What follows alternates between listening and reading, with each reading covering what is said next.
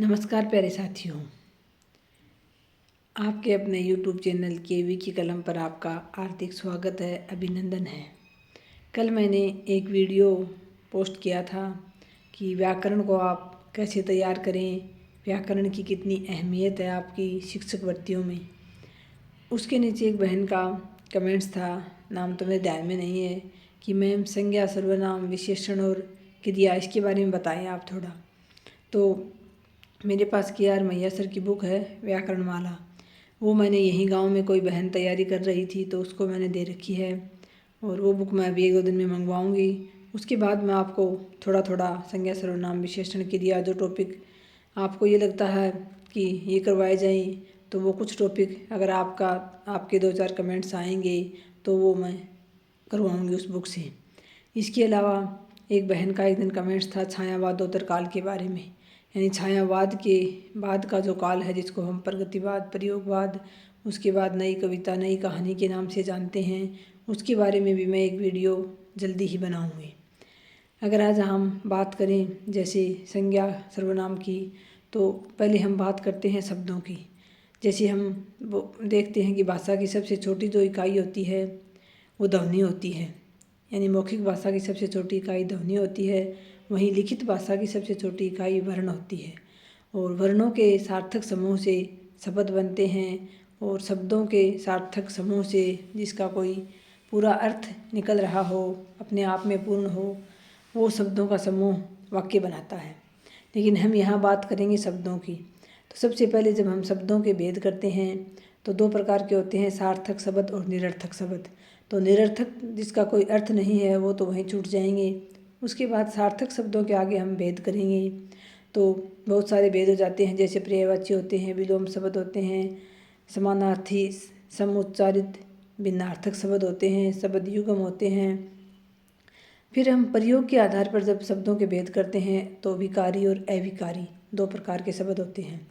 विकारी का मतलब होता है परिवर्तन, यानी जिन शब्दों में काल, कारक, वचन, लिंग के कारण परिवर्तन हो जाता है वो विकारी शब्द कहलाते हैं, और जिनमें काल, वचन, लिंग के कारण परिवर्तन नहीं होता है वो अविकारी शब्द कहलाते हैं। तो विकारी शब्द भी 4 प्रकार के होते हैं और अविकारी भी 4 प्रकार के होते हैं। तो विकारी की हम बात करें तो सबसे पहले विकारी में आते हैं संज्ञा, संज्ञा के बाद आता है सर्वनाम, सर्वनाम के बाद आता है विशेषण और विशेषण के बाद आती है क्रिया। ये 4 विकारी शब्द हैं। तो सबसे पहले हम आज इसमें थोड़ा सा मैं आपको संज्ञा के बारे में बता रही हूँ। मैं जानती हूँ हालांकि ये बात बहुत ऊपरी स्तर की हैं, सबको याद हैं, सब ने पढ़ा भी है, लेकिन फिर भी हो सकता है कुछ बहनें हों ऐसी जिनको मेरी ये बातें कुछ समझ में आएँ और उनको कुछ थोड़ा बहुत किंचित मात्र भी लाभ हो। तो अगर हम संज्ञा की बात करें तो जो नाम होता है ना, संज्ञा का दूसरा, अगर हम संज्ञा को किसी नाम से पुकारते हैं या फिर संज्ञा शब्द का अर्थ देखते हैं तो उसका अर्थ होता है नाम। यानी इस संसार में, इस दुनिया में जिस भी किसी वस्तु का कोई नाम हमने रखा है, यानी जिसको हम किसी नाम से पहचानते हैं, वो सारी की सारी क्या होती हैं, संज्ञाएँ होती हैं। और फिर हम संज्ञा के भेद करते हैं 3। पहले हमारे समय में 3 करते थे, लेकिन आजकल 5 भेद करवाए जाने लगे हैं। अंग्रेजी जो ग्रामर है उसके बेस पर करवाते हैं या पता नहीं, लेकिन आजकल की बुक में हमें 5 भेद भी देखने को मिलते हैं। तो हमारे समय में सिर्फ व्यक्तिवाचक होता था, जातिवाचक होता था और भाववाचक, 3 प्रकार की संज्ञा होती थी। आजकल एक समूहवाचक या समुदायवाचक और एक द्रव्यवाचक, ये 2 और संज्ञाओं के भेद मिलते हैं। तो जहाँ जब प्रश्न आता है तो अगर ऑप्शन में समुदायवाचक या द्रव्यवाचक दे रखा है तो हमें वो करना होता है, वरना ये दोनों भेद जातिवाचक के अंतर्गत आ जाते हैं। तो सबसे पहले व्यक्तिवाचक का मतलब तो वही हुआ, संज्ञा की परिभाषा आप सभी को पता है। संज्ञा शब्द का अर्थ मैंने आपको बता दिया, नाम होता है। और सबसे पहले व्यक्तिवाचक होती है, जैसे कि वो किसी एक ही व्यक्ति का, स्थान का या फिर कोई भी वस्तु हो सकती है, उसका एक का ही हमें बोध कराएगी, वो व्यक्तिवाचक संज्ञा होती है। जैसे कि हम किसी का नाम ले लें या फिर हम जैसे कह दें हिमालय पर्वत, अरावली पर्वत, गंगा नदी, तो ये जो सारे के सारे हमने साथ में नाम जोड़ दिए तो ये व्यक्तिवाचक संज्ञा हो गई। जैसे हम नदी अकेला कहेंगे तो नदी जातिवाचक में आ जाएगी, अगर हमने उसको विशेष नाम दे दिया पीछे गंगा नदी तो वो व्यक्तिवाचक संज्ञा हो गई। उसके बाद जातिवाचक संज्ञा में आपको पता ही है पूरी जाति का बोध कराती है वो, अलग अलग जैसे पशु है, पक्षी हैं, ये जातिवाचक में आते हैं। फिर पशुओं में भी जैसे गाय है, फिर गाय की भी बहुत सारी नस्ल होती हैं, तो ये सारी की सारी जो है वो जातिवाचक में आ जाती हैं। यानी पूरा का पूरा जो जाति का भेद कराती है, जैसे बालक है, महिलाएं हैं, पुरुष हैं, यानी पूरी जाति का बोध कराता है, वो सब जातिवाचक संज्ञा होता है। उसके बाद होता है भाववाचक। साथियों, भाववाचक में हम थोड़ा हमेशा कंफ्यूज होते हैं।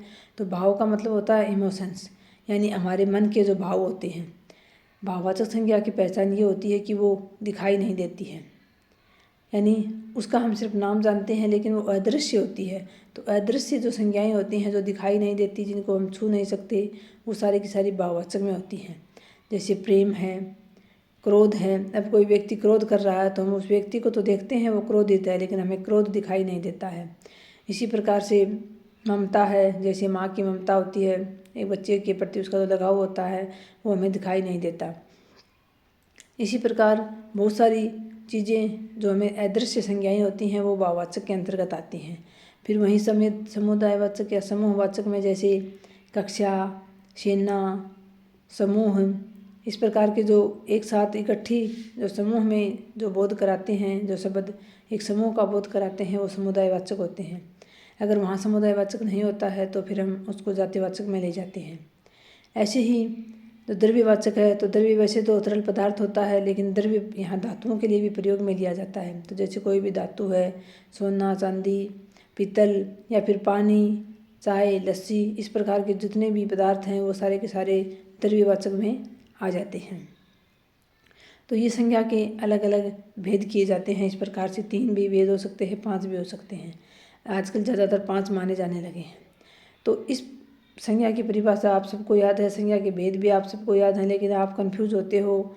जहाँ कहीं थोड़ा सा आपको या तो भाववाचक में उलझा दिया जाता है, तो आपको प्रश्न पढ़ते ही ये देखना है कि हाँ, क्या इस नाम को हम देख सकते हैं, क्या इस वस्तु या व्यक्ति को हम देख सकते हैं। अगर वो अदृश्य संज्ञा है तो वो भाववाचक में चली जाएगी। इसके अलावा पूरी जाति का बोध करा रही है तो वो जातिवाचक हो जाएगी। और अगर वो किसी एक पर्टिकुलर एक ही व्यक्ति का, एक स्थान का नाम बोध करा रही है तो वो व्यक्तिवाचक संज्ञा हो जाएगी। ऐसे ही हम जब कई बार हम तुलना कर देते हैं किसी की, या किसी उपमेय उपमान का प्रयोग कर देते हैं, यानी एक चीज़ को हम उपमेय बना देते हैं उपमान के लिए। जहाँ तुलना हो जाती है वहाँ भी फिर वो संज्ञा जातिवाचक संज्ञा बन जाती है। अब जैसे जो कोई होता है, जैसे कोई सत्यवादी व्यक्ति होता है, तो हरिश्चंद्र का हमने उदाहरण दे दिया वहाँ, तो अगर हमने उसकी तुलना कर दी उससे, तो फिर वो व्यक्तिवाचक में ना रहकर वो जातिवाचक में चला जाता है, क्योंकि हम तुलना बहुत सारे लोगों की कर सकते हैं उससे। तो इस प्रकार अलग अलग जो है वो आप इन नियमों को, इन उदाहरणों को पढ़ के फिर जितना ज़्यादा आप अभ्यास करेंगे उतना ज़्यादा ही आप जो है व्याकरण में पारंगत होते जाएंगे। अगली वीडियो में हम बात करेंगे संज्ञा के बाद सर्वनाम आता है, उसकी फिर विशेषण, क्रिया। इस प्रकार से छोटे छोटे टॉपिकों के माध्यम से, छोटे छोटे वीडियो के जरिए मैं आपको ये टॉपिक करवाऊंगी। मैं मेरी बुक मंगवाऊंगी व्याकरण माला वाली, उसमें से आपको मैं करवाने की कोशिश करूँगी। हो सकता है 5, 7, 8 ज़्यादा से ज़्यादा 10 मिनट का वीडियो ये रहेगा। इस 10 मिनट के वीडियो में हो सकता है आपके कुछ समझ में आ जाए जो अब तक ना आया हो। तो मेरी कोशिश यही रहेगी कि अगर आपको कुछ लाभ मिलता है तो। इसके साथ ही मैं जो हिंदी साहित्य का इतिहास है उसमें मैं आधुनिक काल से आपको करवाने की सोच रही हूँ।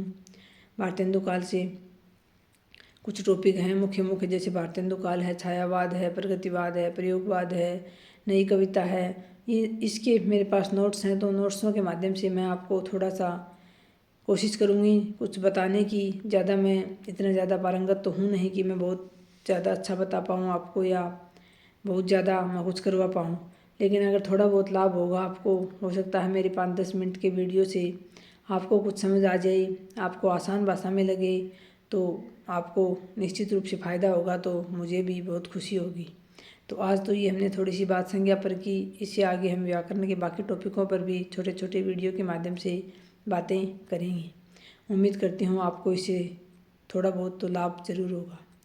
बहुत बहुत आभार। नमस्कार। जय श्री राम।